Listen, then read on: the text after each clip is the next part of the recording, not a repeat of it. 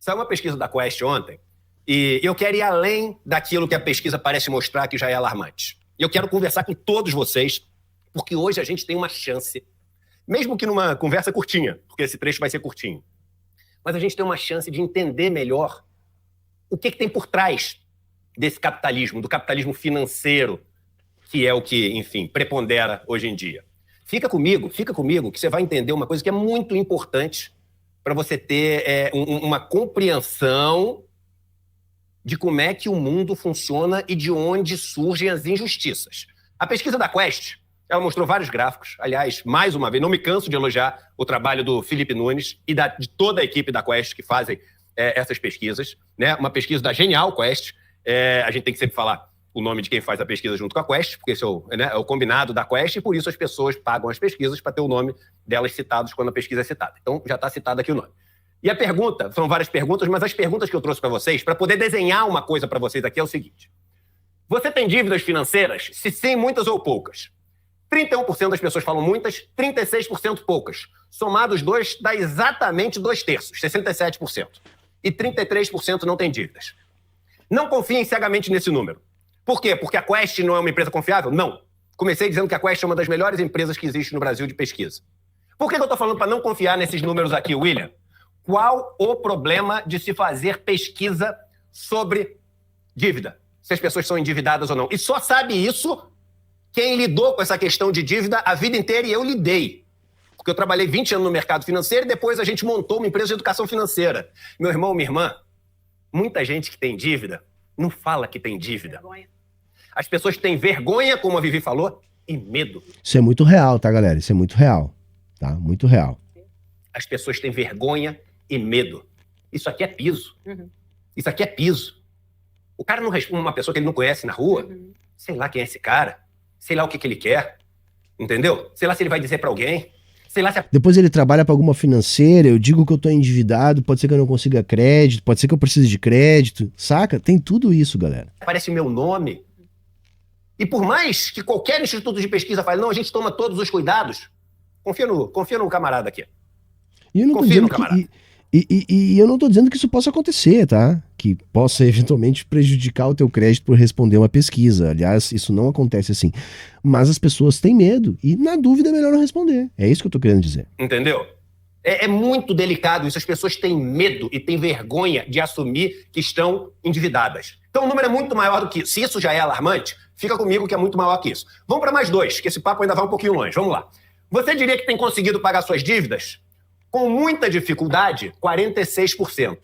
E com alguma dificuldade, pouca dificuldade, 34%. Somos dois, dá 80%. 80% tem algum nível de dificuldade para pagar as dívidas.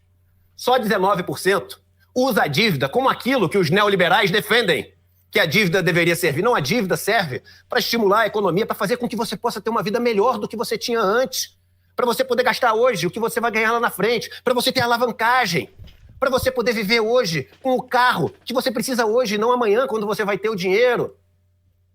Funciona a lógica neoliberal para 19%.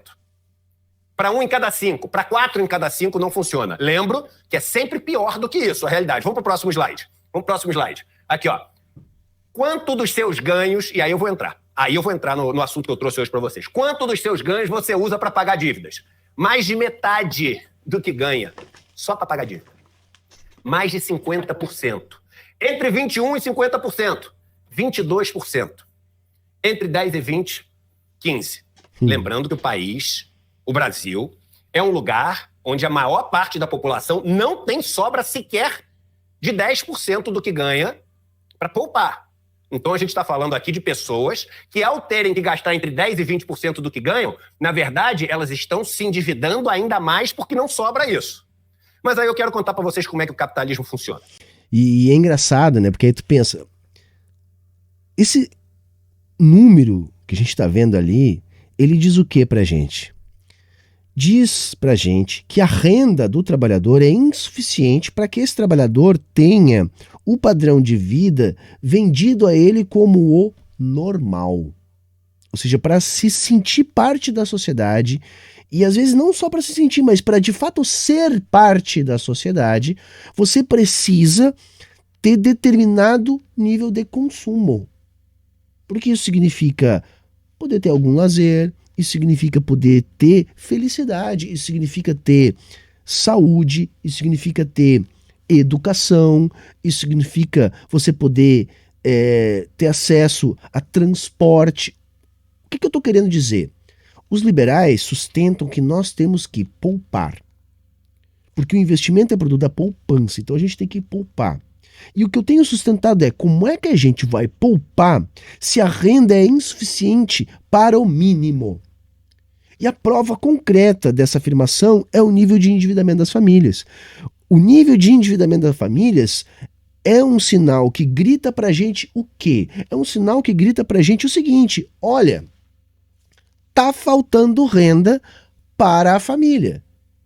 O único recurso nesse sentido é o endividamento.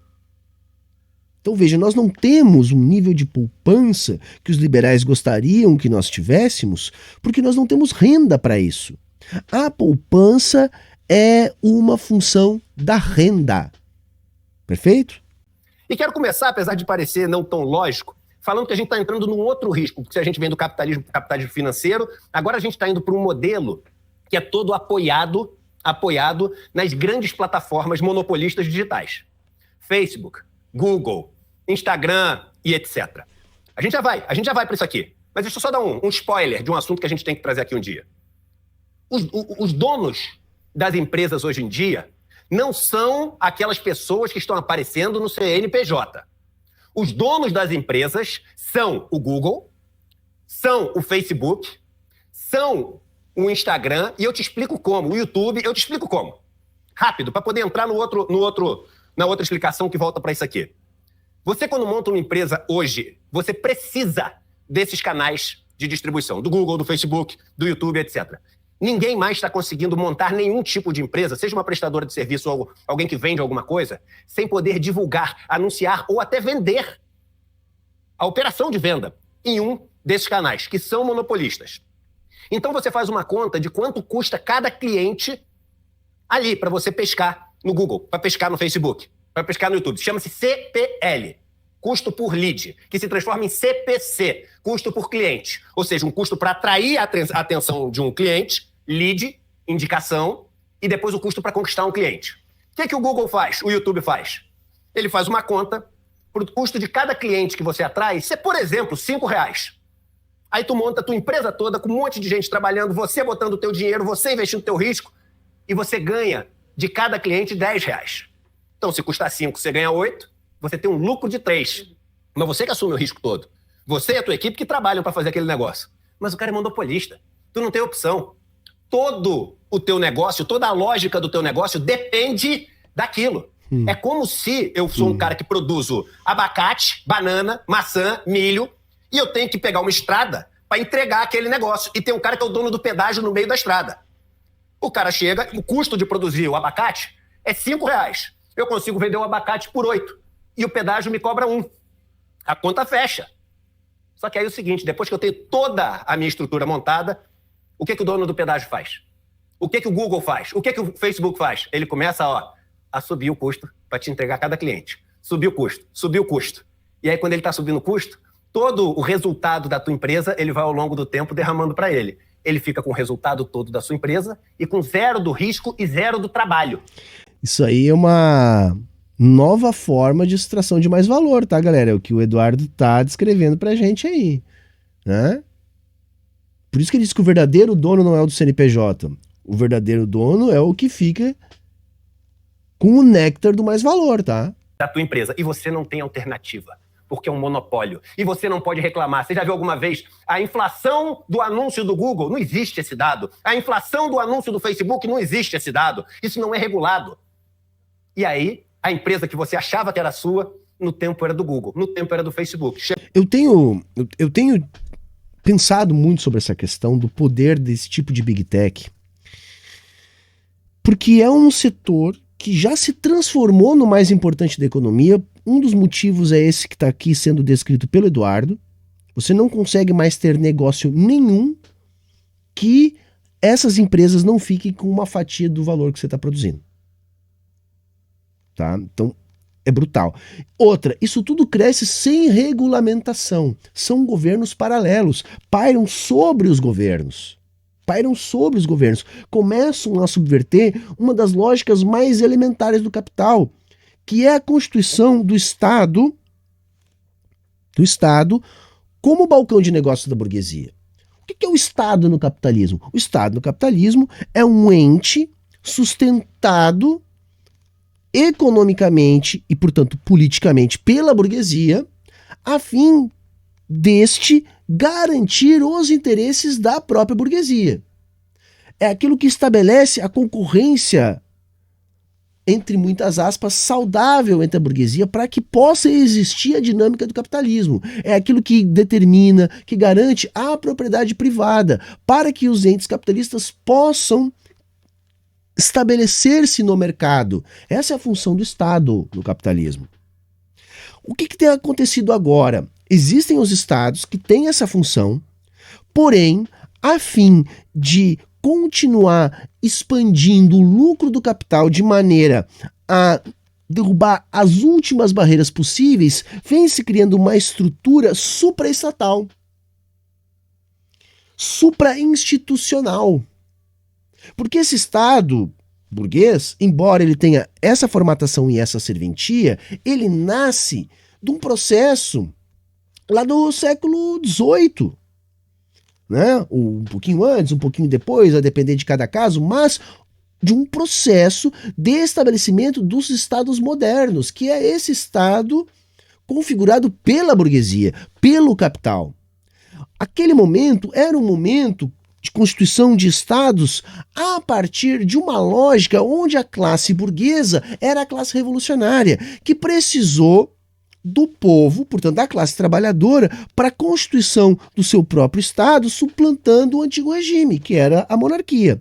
Neste momento, é necessário, portanto, que essa burguesia, ao constituir o seu próprio Estado, crie mediações, que é aquilo que a gente acaba entendendo como democracia burguesa, que causa uma ilusão de liberdade na classe trabalhadora, que não se vê mais como um escravo, mas que, ao fim e ao cabo, acaba retroalimentando a lógica do capital que o Estado é fundado para defender.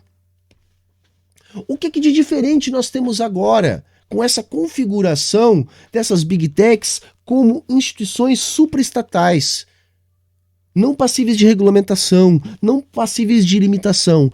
Nessa lógica, constituída a partir do capitalismo tardio, não há a necessidade de tais mediações com a classe trabalhadora. Percebem? Isso pode estar configurando um novo estágio, uma nova fase do capitalismo, onde o Estado não desaparece, porque ele vai continuar determinando a propriedade, criando mercados, garantindo algum nível de concorrência para que o capitalismo possa existir, porém vai se configurando a formatação de uma governança global 100% desvinculada de qualquer mediação democrática. E para onde isso pode caminhar? Bom, aí nós não sabemos.